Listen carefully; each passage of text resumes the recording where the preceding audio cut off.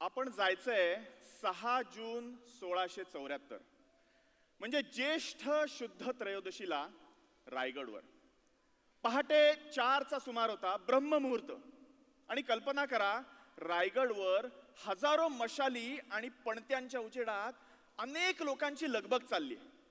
सह्याद्रीच्या त्या दुर्ग शिखरांमधला उंचच उंच रायगड आणि मशाली पेटलेत आणि जवळजवळ 20,000 लोक पहाटेच्या ब्रह्ममुहूर्तावर लगबग करतायत. का?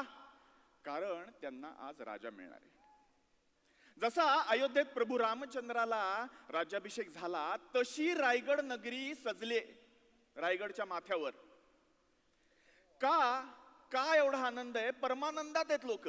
एक वेळ लागलाय, कारण हा आनंद आहे तो स्वातंत्र्याचा, सार्वभौमत्वाचा, जो दुसऱ्या कुठल्याही आनंदापेक्षा जास्त आहे.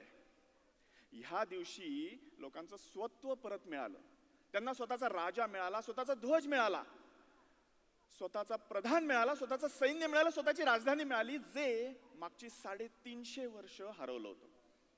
मध्ययुगात जर तुम्ही गेलात तर उत्तर भारतात जवळजवळ 600 वर्ष, मध्य भारतात जवळजवळ 350 वर्ष आणि दक्षिण भारतात विजयनगरचं साम्राज्य बुडाल्यापासून ते जवळजवळ 200 वर्ष एतद्देशीय लोकांचं राज्य नव्हतं. प्रश्न फक्त धर्माचा सुद्धा नाहीये. कोणीतरी अफगाण, कोणीतरी मंगोल, कोणीतरी तुर्क, कोणीतरी इराणी, हेच लोक राज्य करत होते. आपण सुद्धा राज्य करू शकतो, आपण सुद्धा लायक आहोत, हा विश्वास हरवला होता. लोकांची नावं बदलत होती, गावांची नावं बदलत होती, लोकांची भाषा बदलत होती. दिल्लीचं शहाजहानाबाद झालं होतं, अहमदनगर औरंगाबाद झालं होतं. त्याचप्रमाणे लोक आपल्या मुलांची नावं शरीफजी, शहाजी ठेवायला लागले होते.